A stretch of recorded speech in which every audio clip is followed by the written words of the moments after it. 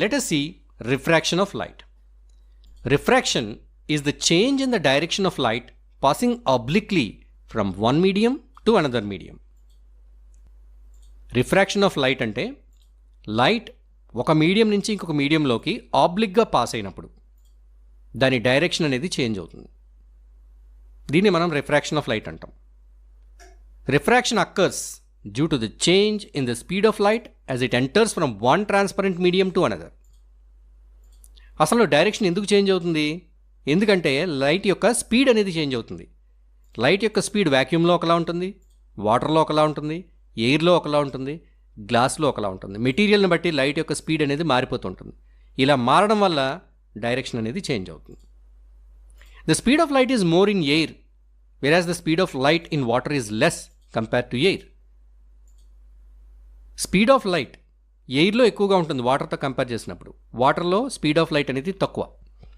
So the light ray when it enters from air to water it bends towards the normal. ఎప్పుడైతే ఒక light ray air నుంచి వాటర్లోకి enter అవుతుందో అది normal వైపుకి బెండ్ అవుతుంది. ఇలా రిఫ్రాక్ట్ అయ్యి రే నార్మల్కి క్లోజ్గా ఉంటుంది ఇన్సిడెంట్ రేట్తో కంపేర్ చేస్తే.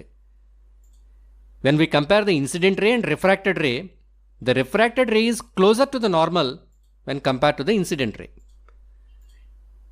In our day-to-day life, we see different phenomena like pencil appears displaced when it partly immersed in a glass of water.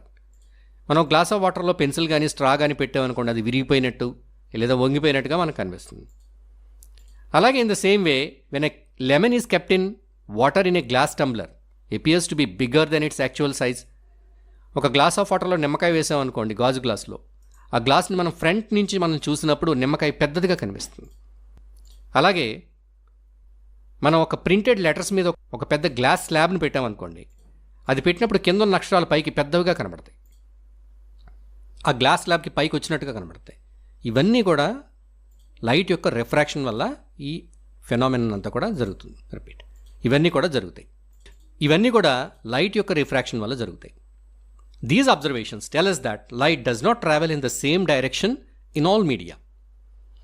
ఈ అబ్జర్వేషన్స్తో మనకి ఏం తెలుస్తుంది? లైట్ అన్ని మీడియంస్లోనూ ఒకే డైరెక్షన్లో వెళ్ళదు, ఒకే స్పీడ్తో వెళ్ళదు అని మనకి తెలుస్తుంది.